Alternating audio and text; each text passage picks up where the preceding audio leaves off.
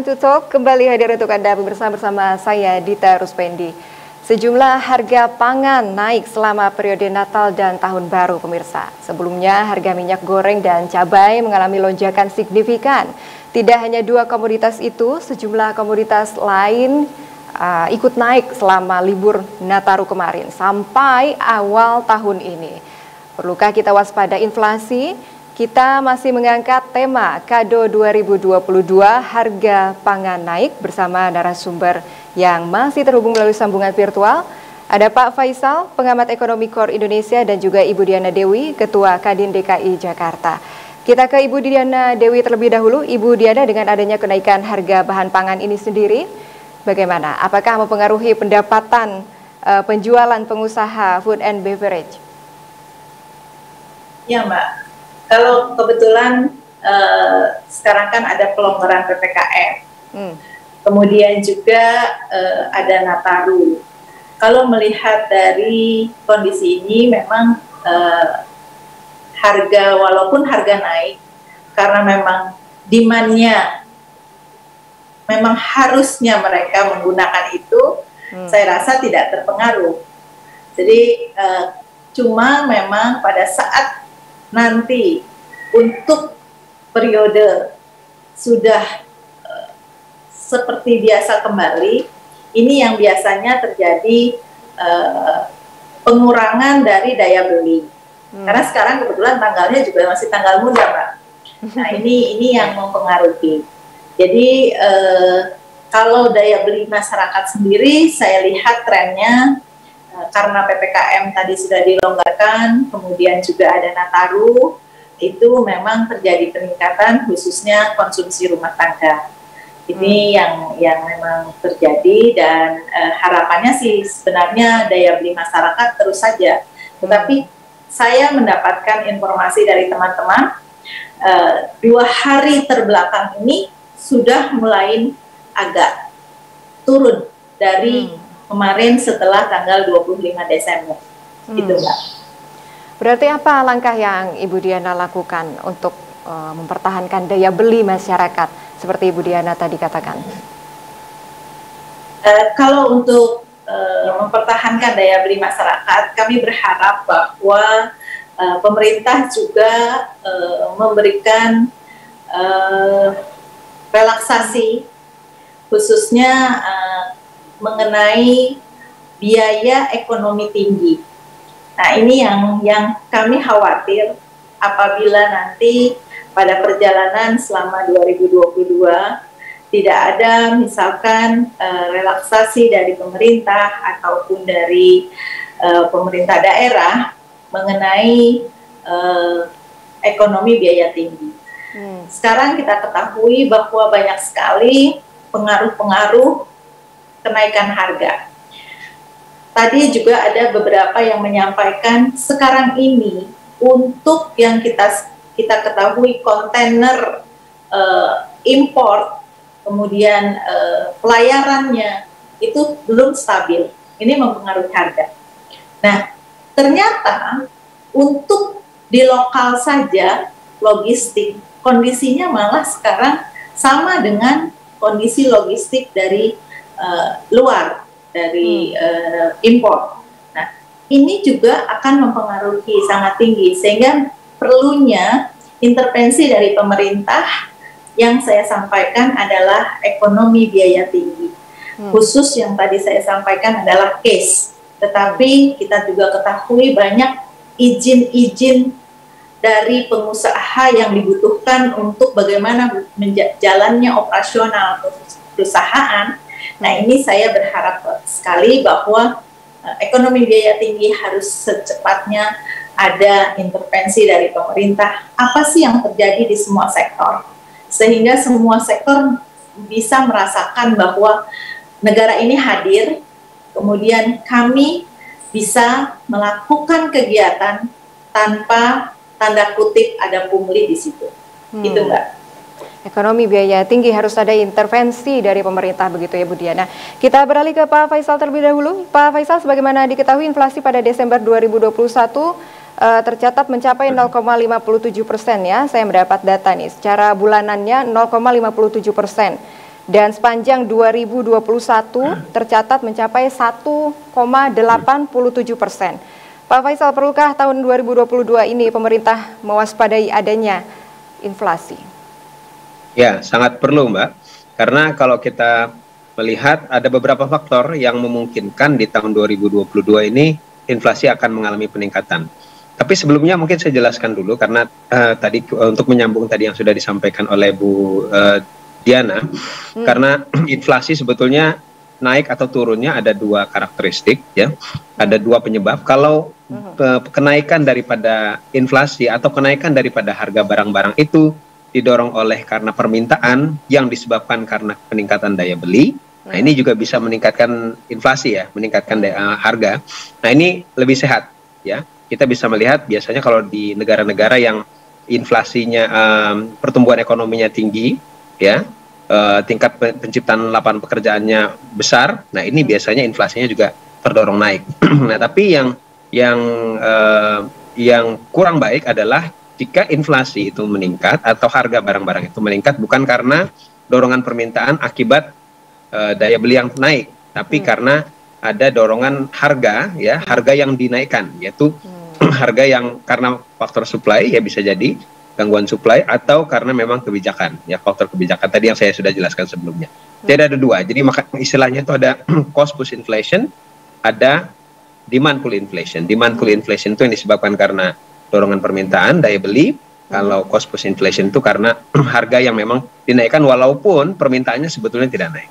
Nah, jadi kalau kita melihat di 2022, potensi itu peningkatan itu ada dari dua faktor, ya. Jadi demand pull inflation yang saya sampaikan tadi itu bisa menjadi salah satu faktor. Karena apa? Karena ada pelonggaran mobilitas, karena pandemi sudah bisa dikendalikan, dan kalau diasumsikan di tahun 2022 tidak ada lonjakan pandemi yang signifikan, lonjakan kasus COVID, ya, untuk varian Omicron atau varian apapun. Nah, ini kemungkinan besar berarti tidak ada pengetatan dalam hal aktivitas sosial dan juga ekonomi dan juga mobilitas. Nah, ini biasanya akan mendorong demand, ya. Lalu tapi ada juga faktor inflasi yang disebabkan oleh yang kedua. Nah, ini yang tadi saya sempat singgung juga adalah faktor yang disebabkan karena ada rencana kenaikan dari sejumlah kebutuhan masyarakat, ya, listrik, BBM, LPG, kemungkinan juga BPJS Kesehatan, gitu, dan ada pajak-pajak baru yang juga diterapkan oleh pemerintah mulai tahun 2022, ya, ataupun pajak yang sudah ada tapi rate atau tarifnya dinaikkan. Nah, ini juga memicu inflasi, ya, ini adalah disebabkan oleh yang satu lagi, yaitu cost push inflation. Nah, ini ada dua faktor. Plus sebetulnya tadi kalau yang ingin menjambung juga dari Bu Diana, kalau ada peningkatan UMP, ya, seperti juga kalau ada peningkatan atau pengumuman kenaikan gaji pegawai negeri, itu biasanya juga ada dorongan itu kalau ini faktor psikologis, ya. Jadi ada faktor psikologis yang disebabkan karena pengumuman peningkatan gaji, ya, atau sebagian daripada baik itu PNS ataupun kalau buruh itu dalam bentuk UMP. Nah, ini memang ada faktor psikologisnya juga. Baik, tidak-tidaknya ada beberapa faktor penyebab, ya, daya beli, kemudian faktor stok dan kebijakan, dan juga salah satu yang disebutkan oleh Bu Diana tadi, ya, peningkatan UMP, ini adalah faktor psikologis. Tapi Pak Faisal tadi menyebutkannya bahwa penyebab daya beli itu nampaknya lebih sehat, begitu, tanda kutip. Tapi kita melihatnya atau mendengar kata inflasi saja sudah menyeramkan, gitu, kadang-kadang Pak Faisal, ya. Sebetulnya apa kira-kira dampak inflasi yang bisa terjadi jika memang inflasi itu pasti akan terjadi? Ya, sebetulnya inflasi tidak sepenuhnya buruk, ya. Saya katakan tadi, biasanya kalau negara-negara yang punya pertumbuhan tinggi itu biasanya diikuti juga dengan inflasi. Vietnam contohnya, ya, Vietnam itu pertumbuhannya salah satu yang tertinggi sekarang di Asia Tenggara, biasanya inflasinya relatif tinggi. Walaupun sebetulnya inflasi itu tetap bisa ditekan, ya, kalau ada faktor supply yang bisa mengejar peningkatan dari sisi demand. Nah, kalau kita melihat di 2021 tadi disebutkan secara tahunan 1,87% inflasinya. Nah, ini sebetulnya kalau kita bandingkan ya secara objektif, ini dibandingkan dengan kondisi sebelum pandemi sebetulnya relatif rendah. Ya, rata-rata di 3 tahun sebelum ada pandemi ya di 2016, 17, 18, 19 itu di kisaran 3%. Ya, kalau kita ke belakang lagi malah lebih tinggi lagi. Nah, ini di 2 tahun terakhir di 2020 kemarin itu 1,6 sekian persen ya. Nah sekarang di 2021 kemarin di 2021 1,87%, artinya masih jauh di bawah kebiasaan 3%. Nah artinya kalau kita bandingkan secara objektif sebetulnya masih relatif lebih rendah lah, gitu ya, tidak tinggi sekali. Tapi memang di 2022 memang ada potensi untuk peningkatan yang cukup signifikan, ya. Dan ini yang perlu diantisipasi ya oleh pemerintah kalau peningkatannya ini bukan karena perbaikan daya beli, bukan karena dorongan permintaan, tapi karena ada faktor-faktor yang lain. Yang mana itu kalau seandainya daya belinya ternyata tidak meningkatnya tidak terlalu signifikan dibandingkan dengan peningkatan harga, ini yang disebutkan ini yang akan mengakibatkan tergerusnya daya beli masyarakat.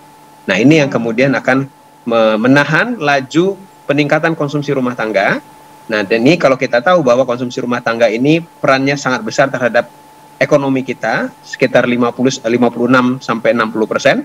Nah ini yang akan bisa menahan laju pertumbuhan ekonomi lebih tinggi, menahan untuk lebih tinggi lagi ya di tahun 2022.